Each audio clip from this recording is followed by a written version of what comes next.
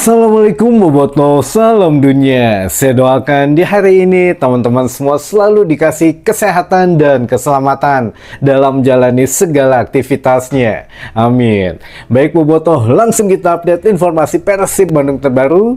Dan sebelum kita mulai, kita juga ingin ngucapin wilujeng sumping buat teman-teman Boboto yang sudah subscribe, yang sudah like, yang sering komen juga di channel ini.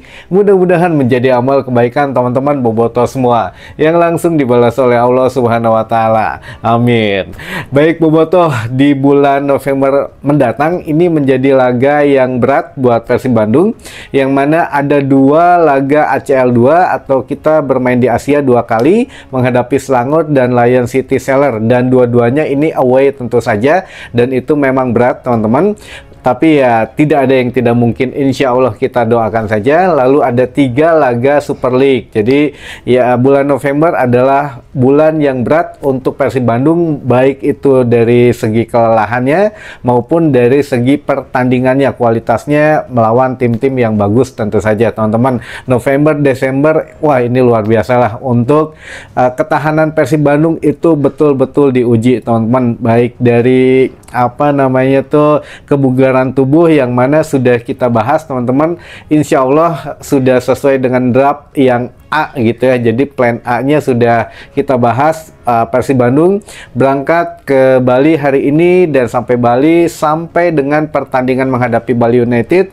Persib Bandung akan istirahat dulu di Bali 1,5 hari baru melanjutkan langsung ke Malaysia teman-teman. Jadi tidak pulang ke Bandung, dan ini pun ya kemarin kan sempat ada plan A, plan B, namun akhirnya yang diambil plan A teman-teman. Jadi ya dari Bali langsung berangkat ke Malaysia karena itu permintaan dari Bojan Hodak juga, walaupun sempat tawarkan gitu ya, mau nggak istirahatnya di Jakarta, jadi dari Jakarta langsung ke Malaysia, tapi akhirnya mengambil langsung perjalanan dari Bali langsung ke Malaysia gitu ya teman-teman. Ya kita doakan saja tidak ada yang aneh-aneh gitu ya, tidak ada pemain yang memang oke lah, 1H-1 sebelum pertandingan kalau mau mengkonsumsi makanan minuman yang mungkin beralkohol gitu ya, itu dibatasi saja, dan setelah pertandingan pun harus segera dikontrol teman-teman. Jadi biar tidak kebablasan gitu ya, takutnya kumaha anom lah gitu ya. Kita tahu lah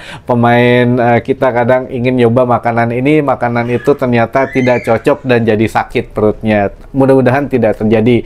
Nah ini juga Bojan Hodak update untuk skuad Persib Bandung besok menghadapi Bali United, yang dicemaskan Bojan Hodak memang sudah dibicarakan juga oleh pelatih Bali ternyata. Jadi sesama pelatih ini, baik Bojan ataupun pelatih Bali United ini sudah mengetahui pertandingan antara Persib menghadapi Bali United selalu menghadirkan sesuatu yang menarik, katanya selalu ditunggu oleh pecinta sepak bola Indonesia, dan juga ini akan menjadi partai yang emosional baik bagi Eliano dan juga bagi Tom Haye teman-teman.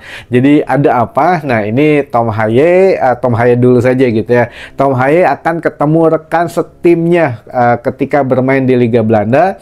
Ini yang sekarang bermain di Bali United teman-teman. Jadi Tom Haye akan ketemu bestinya gitu di Bali United, walaupun tidak satu tim lagi tapi ya emosional itu ada katanya. Lalu juga Eliano akan ketemu pelatih Bali United, ternyata pelatihnya Eliano dulu ketika di tim sebelum ke Persib Bandung gitu ya, di Pek Jol gitu teman-teman. Jadi memang Eliano akan ketemu mantan rekannya yang menjadi kiper di Bali United, dan juga akan ketemu mantan pelatihnya yang sekarang melatih Bali United. Ini ya emosional baik Eliano maupun Tom Haye teman-teman. Jadi ya kita akan menyaksikan pertandingan yang menarik antara besti yang mana ketemu nanti di lapangan dan di dua tim yang berbeda gitu ya. Namun yang menjadi menarik adalah ada pesan menyentuh teman-teman menurut Bojan Hodak. Ini datang daripada Ramon Tankyu. Jadi Ramon Tankyu ini sempat kalau bahasa Sundanya mah cirambai gitu ya. Memang katanya menurut Ramon Tankyu, dia bermain di Persib Bandung ini tekanannya besar karena Persib Bandung tim juara, tim besar juga. Jadi dia tahu tekanan yang ada ketika dia tidak bermain baik, apalagi belum mencetak gol. Namun percayalah, kata Ramon Tankyu, saya sudah berusaha sebaik mungkin, saya sudah berusaha semaksimal mungkin untuk mencetak gol katanya, dan juga saya sudah menyerahkan semuanya. Terima kasih sudah dibantu oleh tim kepelatihan, teman-teman, dan dengan Tuhan katanya gitu ya. Jadi saya sudah menyerahkan semuanya kepada Tuhan. Jadi ya saya hanya bisa berusaha semaksimal mungkin, teman-teman. Jadi ya Ramon Tankyu di sini agak sedikit mungkin mentalnya biar tidak down ya. Inilah dihibur oleh Bojan Hodak juga. Bojan mengatakan bahwa dia pemain luar biasa walaupun belum mencetak gol ya, walaupun tugas dari seorang striker mencetak gol, tapi terkhusus untuk Ramon Tankyu dia menjalankan perannya yang lain. Katanya dia bermain luar biasa, dia tidak kenal capek, katanya dia membantu pertahanan, membantu penyerangan, dan juga harusnya kemarin menjadi gol perdana Ramon Tankyu gitu ya, kalau tidak dianulir keputusan yang sangat kontroversial dari wasit pada saat menghadapi Persis Solo. Jadi harusnya itu gol murni yang mana ya tidak disahkan, katanya hands, padahal dicek VAR oge ente gitu ya. Ya inilah memang yang menjadikan Ramon mungkin agak sedikit bersedih dan juga ya terkena mentalnya gitu ya. Tapi mudah-mudahan masih banyak pertandingan yang harus dijalani dan mudah-mudahan bisa menjalaninya sebaik mungkin gitu ya, teman-teman. Kita doakan saja semuanya berjalan dengan baik. Nah, ini juga udah lama karena kita tidak membacakan banyak pertanyaan. Jadi di sini kita sudah ada pertanyaan dan beberapa teman-teman yang ingin disapa juga karena ya, teman-teman. Punten sebelumnya memang agak sedikit riweuh gitu ya. Jadi baru kita bisa bacakan sekarang. Baik. Pertanyaan yang pertama. Kumaha eta Kang si JJ kamari fitnah Eliano ayeuna gogoreng si Beckham deui. Oh, aduh, ini mah berarti teman-teman ngikutin rumors dan gosipnya ya. Ya sebetulnya kalau JJ kemarin itu memang sudah dibantah habis-habisan oleh Bojan Hodak. Ini luar biasa menurut Bojan Hodak. Seorang penerjemah ya tugasnya harusnya menjalankan ya sebagai penerjemah gitu ya, jangan menjadi seperti pandit sepak bola atau jangan seperti pelatih gitu ya perannya, karena apa yang diomongkan seorang penerjemah itu adalah omong kosong ketika ngobrolin masalah Eliano. Jadi Eliano ini memang sudah jelas-jelas dia salah ngomong, blunder si JJ ini, dan juga ya apa ya dibilang ya semuanya omong kosong lah, tidak benar gitu. Eliano ini pemain yang baik, pemain yang memang rekrutan terbaik Persib Bandung musim ini salah satunya, dan juga pemain yang bisa ditempatkan di mana saja, bukan pemain yang malas dan juga bukan pemain titipan gitu ya. Dia selalu senang ketika saya menempatkan posisi dia di mana dia bisa berlari 10 km di pertandingan sekarang, di pertandingan sebelumnya. Jadi memang kacape teman-teman. Nah, makanya apa yang diomongin oleh JJ itu adalah omong kosong semuanya teman-teman. Jadi Eliano pemain titipan ini dan lain sebagainya, bukan pilihan Sintayong dan lain sebagainya, itu adalah omong kosong teman-teman. Jadi sudah kita lupakan JJ saja gitu ya. Namun belum lepas itu ternyata ada lagi omongannya gitu ya, masalah Beckham Putra. Jadi Beckham Putra dibilang tidak memberikan kontribusi apapun ke timnas Indonesia karena postur tubuhnya yang tidak ideal dan ini dan itu segala macam. Makanya ini menambah lagi ke omong kosongan lagi. Jadi kita berpatokan kepada Bojan Hodak saja. Bojan Hodak sudah mengatakan JJ ini ya seorang pembual lah gitu ya, atau omong kosong. Apa yang dia omongin itu tidak terbukti dan ya dia sudah keluar dari konteks sebagai penerjemah. Itu seakan-akan dia pelatih yang tahu semuanya gitu ya. Jadi ya inilah orang-orang Korea memang suka ada dramanya gitu ya. Pelatihnya sendiri diam, nggak ngomong apa-apa. Ini masa penerjemahnya ikut podcast sana podcast ini, apakah perlu biaya gitu ya selama hidup di Indonesia? Nah, inilah yang memang perlu digarisbawahi lah. Makanya sudah tepat kalau memang tidak masuk lagi ke jajaran staf tim nasional Indonesia lah gitu ya teman-teman. Jadi JJ kita lupakan saja, kita cap sebagai si omong kosong itu aja ya teman-teman. Dan juga ya gimana ya sudahlah, kita lupakan sajalah masalah yang memang mengganggu gitu ya, karena pemain sendiri tidak mau ambil pusing, karena ya katanya juga JJ kan sekarang sudah jadi tim analis dari Persija Jakarta ya. Kalau itu memang benar berarti ada sesuatu teman-teman, apakah memang disuruh ngomong menjelek-jelekan Persib Bandung agar mentalnya turun, atau emang jadi jelek nama Persib Bandung. Nah inilah yang harus kita kawal terus, jangan gampang terprovokasi gitu ya. Jadi kalau benar JJ sekarang menjadi tim analis dari Persija Jakarta, berarti ada sesuatu kenapa ngomongin Persib Bandung terus gitu teman-teman. Jadi sudahlah guys, pohokeun nya sih eta mah. Lalu pertanyaan yang kedua, Ari penjagaan stadion teh kumaha Kang, nah masih aya kene eta anu lolos petasan teh.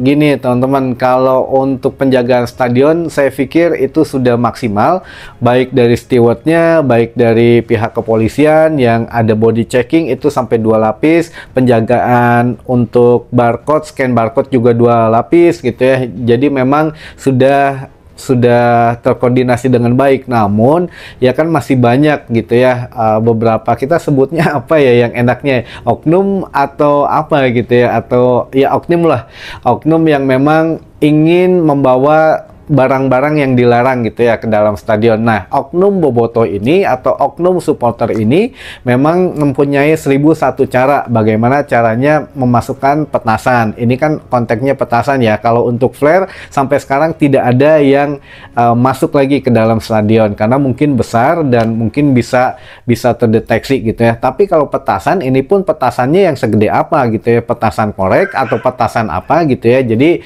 ya bisa saja diselipkan di sepatu atau bagaimana, karena ya itu tadi ya 1001 cara banyak. Apakah memang temannya nunggu di luar pagar, di baledogen masuk ke pagar atau gimana. Nah ini ya itu mah kembali lagi ke pribadinya supporter itu sendiri ya teman-teman. Jadi pihak keamanan mau seketat apapun, mau semaksimal apapun, tapi tetap kalau mental dari beberapa oknum supporter ini yang memang ingin menyelundupkan barang yang dilarang, ya pasti nemu aja caranya mah gitu ya. Jadi ya sabar we lah, kita mah kalau memang ada di depan mata kita ya minimal mah diomongan gitu ya, tong gitu ya. Kalau maksimalnya mungkin dilaporkan ke steward ya bisa ditindak mungkin nanti ya teman-teman.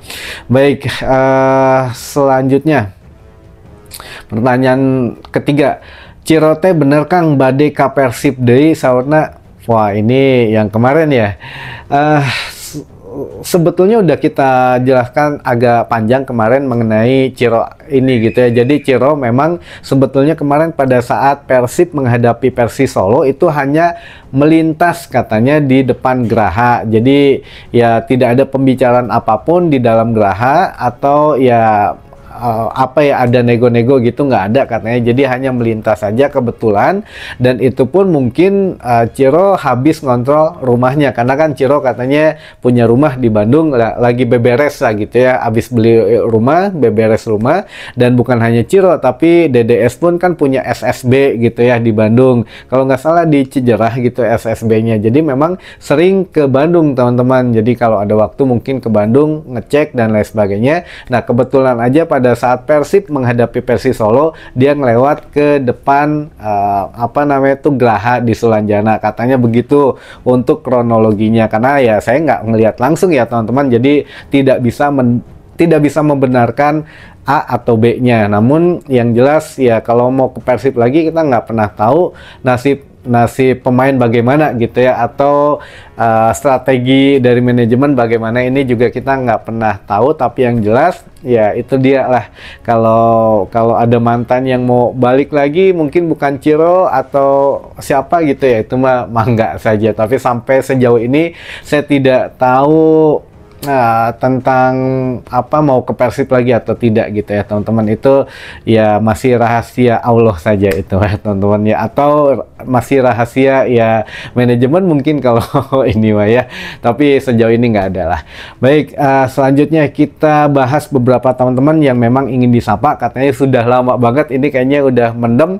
Yang pertama ada dari Mang Engkus dari Boboko Cikampek, katanya wah hatur nuhun Mang Engkus. Ada dari Mang Aceng dari Konveksi Garsela, ada Kang Bento Bobotoh Kebumen katanya, lalu ada Abah Abih Bobotoh Jatinangor, ada Bobotoh Sepuh dari Kuningan juga katanya, lalu dari Bobotoh Jaksel, dari Viking Majenang Cilacap, dari Bobotoh Bangka Belitung, dari Kang Brian Bojes di Tarogong Garut, dari Bobotoh Indramayu, dari Bobotoh ND Flores NTT, dari Bobotoh Depok, Bobotoh Dago Utara, Kang Hudan Bobotoh Pamoyanan Sukabumi, lalu dari Boboko Cirebon Engki Iming gitu, Mang Engki Iming ya, lalu dari Karadiri 2 Nabire, wah dari Kang Umin Pangkas Rambut, dari Kang Doni Cipatik, lalu juga ada dari Bobotoh Manonjaya Tasik. Oh ini teh Manunjaya Tasik, saya lupa siapa gitu ya Kang yang selalu komen lah, punten kalau nggak lengkap, ini tim redaksinya nih kurang lengkap kayaknya. Lalu dari Bobotoh Pasir Luyu nih, hatur nuhun buat teman-teman yang sudah bergabung, nitip pesan-pesannya gitu ya, dan nitip pertanyaannya, sebagian lagi kita bacakan di video selanjutnya teman-teman. Baik, mungkin itu dulu saja informasi yang bisa saya sampaikan di hari ini, mudah-mudahan menambah informasi dan wawasan teman-teman Bobotoh semua. Sampai ketemu lagi di informasi selanjutnya. Wassalamualaikum Bobotoh, salam dunia.